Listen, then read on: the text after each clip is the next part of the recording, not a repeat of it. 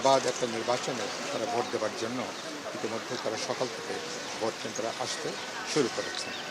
আমি রাজধানী উচ্চ বিদ্যালয় এখানে আমি আমি এখানে ঢাকা 12 প্রার্থী হিসেবে কোদাল মার্কায় এখানে আমি আমার ভোট দিয়েছি। আমাদের পরিবারের আরও 3জন সদস্য, বন্যশিকা জামালি, আমার কন্যা রচনাশিকা অদিতি হক এবং ফাতেমা বেগম, আমরা ওখানে এই কেন্দ্রে আমরা ভোট দিয়েছি।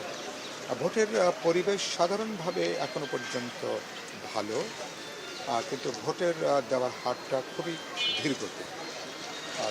আমি যে কেন্দ্রে ভোট দিয়েছি, যেই বুথে, সেখানে বলতে পারেন 1 ঘন্টা 20 মিনিট পরে ভোট পড়েছে আমি সহ 30 জনে।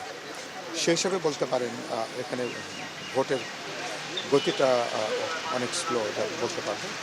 আমার ধারণা যে বেলা বাড়ার সঙ্গে সঙ্গে ভোটারদের উপস্থিতিটা বাড়বে এবং ভোটের পরিমাণটা অনেক বেশি বাড়বে।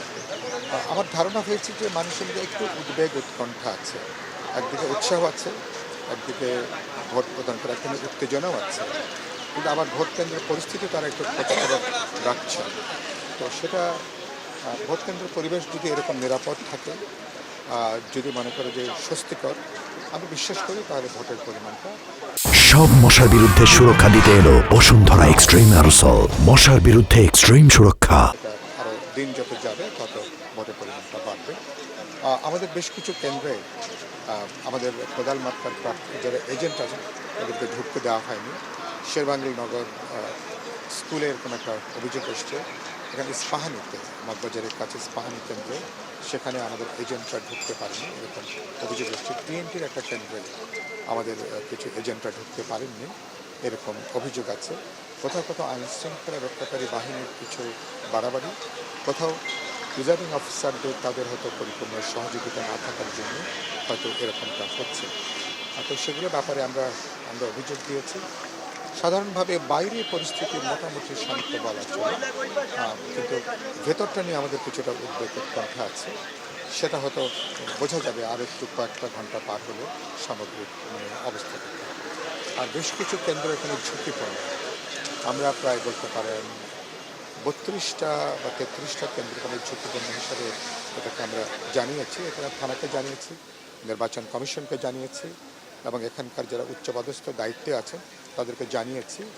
আর ঝুঁকিপূর্ণ কেন্দ্রে আমরা বাড়তি নিরাপত্তার আমরা দাবি করেছি, যাতে ভোটারদের মধ্যে স্বস্তি থাকে, যাতে ভোটাররা তো হলো নিরাপদ তারা যাতে বোধ করেন। এবারকার তো উত্তেজনাটা ডাবল। একদিকে আমি প্রার্থীর মার্কায় যেমন আমরা ভোট দিচ্ছি, একই সাথে এবার আমরা গণভোটের যে ভোট হ্যাঁ বা নাতে সেটাও আমরা ভোট দিচ্ছি। ফলে বাংলাদেশ, আমি আশা করি শেষ অনেকগুলো কিছু ঝুঁকি আছে, চ্যালেঞ্জ আছে, শেষ পর্যন্ত আমরা এবারকার ভোট এবং গণভোটের মধ্য দিয়ে আমরা আশা করি বাংলাদেশ আমরা একটা নতুন দিগন্তে আমরা আমাদের যাত্রা শুরু করতে পারবো। এবং এটা আজকের এই নির্বাচন এবং গণভোট বাংলাদেশের পরবর্তী গণতান্ত্রিক যাত্রার জন্য এটা একটা গুরুত্বপূর্ণ মাইল ফলক হিসাবে এটা চিহ্নিত হবে।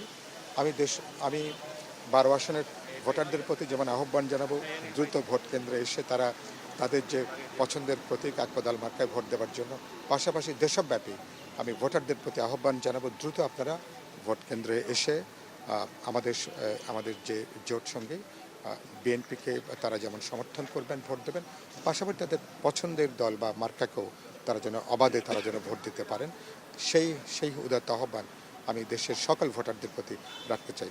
আপনারা ঘরে বসে না থেকে মেহরবানি করে দ্রুত ভোট কেন্দ্রে আসুন এবং আপনারা ভোট দেবেন। ভিতরে উৎকণ্ঠা আছে যে প্রিজাইডিং অফিসার, পোলিং অফিসারদের ভূমিকা উৎকণ্ঠা একটা গুরুত্বপূর্ণ বিষয় হচ্ছে যে যারা অনুপস্থিত ভোটার যারা আছেন তাদের ভোটটা, যেটাকে আমরা জানি যে জাল ভোট হিসেবে, যে এরকম একটা পায়তারার কথা শুনছি। আমি এই কেন্দ্রের সুনির্দিষ্ট অভিযোগ নাই, কিন্তু এরকম নানা জায়গা থেকে এরকম একটা উদ্বেগ আমার কাছে এসছে। বিশেষ কারণ 12তে বেশ 20-25-30 হাজার ভোটাররা তারা এই আসনে এখন তারা নেই। ফলে সেগুলোকে একটু জাল ভোট দেওয়ার একটা কোথাও হয়তো তৎপরতা হতে পারে বলে অনেকে আমার কাছে আশঙ্কা ব্যক্ত করেছে।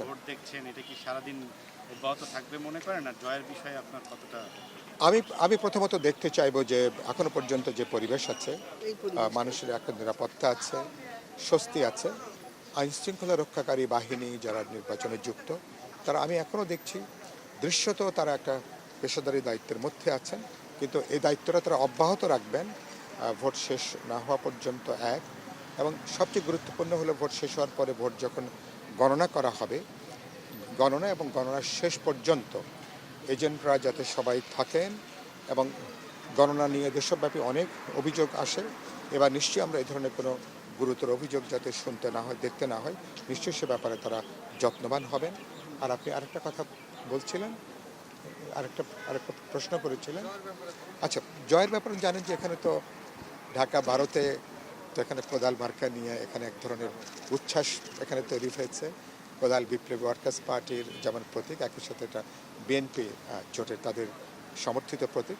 গুরুত্বপূর্ণ হচ্ছে বিএনপি এবং বিএনপির বাইরেও নানা বিভিন্ন রাজনৈতিক দল, সামাজিক সংগঠন, নাগরিকদের সংগঠন, জনগণের বিপুল অংশ তাদের একটা স্বতঃস্ফূর্ততা আমি লক্ষ্য করেছি যে আমাদের এই কোদাল প্রতীকের ব্যাপারে।